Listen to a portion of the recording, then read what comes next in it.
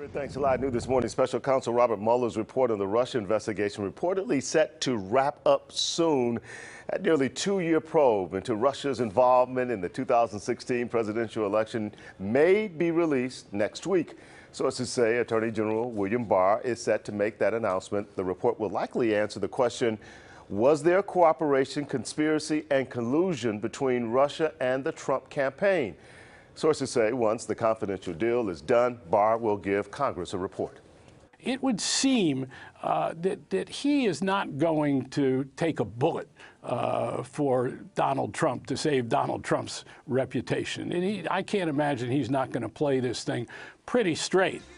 That's journalist Carl Bernstein right there. Other federal prosecutors will continue their work on the court cases involving members of President Trump's inner circle, including an investigation into the Trump Foundation. The president is scheduled to be in Vietnam next week for another meeting with North Korean leader Kim Jong-un, meaning he could be abroad when that report comes out. President Trump says it's up to Barr to decide if the release will be public. Right. President Trump said yesterday that whatever is released from the Mueller report is completely up to the new Attorney General William Barr to be released. But no matter what Trump says, and ever since this investigation began, he's been accused of interfering with the Russia probe. Even former acting FBI Director Andrew McCabe said the FBI opened an obstruction of justice case against the president. But I wanted to focus something specifically on in your book, an excerpt here from that book. You talk about that interview that's been played on TV so many times with Lester Holt. Trump said in that interview, and a lot of people remember this, that he supported a full investigation into the Russian election interference.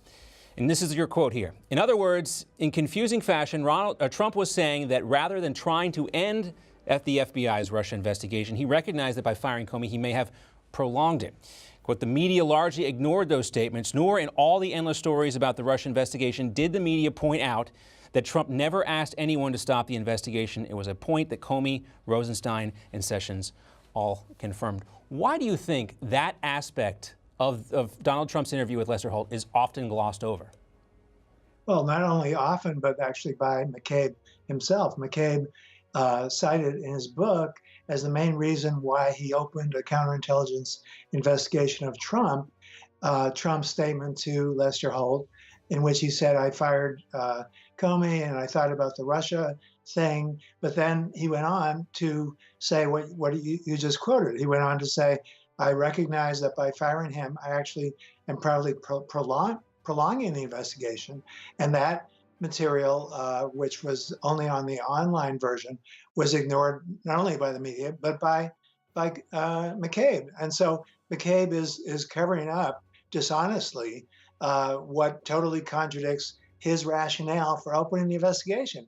It is unbelievable that anybody in the FBI or anybody in law enforcement would so dishonestly start an investigation, cover up the real facts, what Trump actually said. And in any case, regardless, none of that is a basis for opening a criminal every time you hear Andrew McCabe talk, Ron, you get the feeling that he just simply could not wrap his head around the idea that Donald Trump could win the presidency. Yeah, and it's the same with Comey. You know, Comey claimed that he thinks that Russia has something on Trump. When Jake Tapper asked him why he says that, Comey said, well, he keeps saying nice things about Putin, and he keeps insisting that he's innocent. Can you imagine if a juror in a murder trial said, well, I voted to convict because he kept saying he's innocent?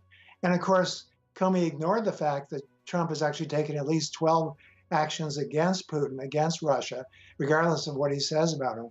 And that, of course, is what matters. Right. And anytime, Ron, you know this, anytime a U.S. head of state says anything negative about Vladimir Putin, his approval ratings go up in Russia. You know, it's just so scary that these two people were at the top of the FBI. And it's shocking that they would be so transparently dishonest. Yeah. You know, J. Edgar Hoover engaged a lot of abuses, which I've gone into in my FBI books, but he would not ever allow such dishonesty when we're reporting on any case. He would fire anybody like that immediately. Yeah, you know, it clearly makes the case there needs to be more turnover at the top of the FBI. It's not, doesn't seem like a job that you know, you're looking at J. Edgar Hoover too. You know, tenure in that position doesn't necessarily yield good things for this country. What do you expect once this Mueller probe is finally released? You know, when I interviewed Trump for the book, The Trump White House, he asked me what I think of Mueller because he knows that I've known him for a long time. I've interviewed him several times. And I said he's a man of integrity, and he turned around the FBI to make it more prevention oriented. And I think that, therefore, he will come up with an honest report which says Trump had nothing to do with anything involving any criminal activity, nothing to do with collusion, nothing to do with any other claims, obstruction of justice. Certainly, all these idiots got in the way of his investigation, Manafort and Roger Stone, but those are all unrelated to anything that Trump did. And actually, in my book, The Trump White House, I cite something that also is ignored, which is when Manafort was chairman of the campaign, Papadopoulos, this low-level aide, came up with a proposal to go meet with Putin. And what did Manafort say? In emails released to congressional committees, he said, no, we're not going to do this. Not only we're not going to do this, we have to make sure Trump doesn't do this. His deputy Gates said the same thing, and Manafort assigned another aide to make sure that nobody in the campaign responds to any such request. So again, how much do you need to know about yeah, Manafort right now is paying for his past sins. You know, speaking of Roger Stone, as we wrap up here, you know, he's one of these targets for Mueller. He's, of course, back in court today. You know, what do you think is going to be the end result of Stone's case? I think that he will be put in jail by the judge because you simply cannot put up with something like this, which suggests violence against the judge. I think just like Manafort, who also engaged in witness tampering when he was in jail, these guys are just unbelievable, and I think he's going to go to jail. Well, we'll see what happens. Ron Kessler, great to see you. Thank you, John.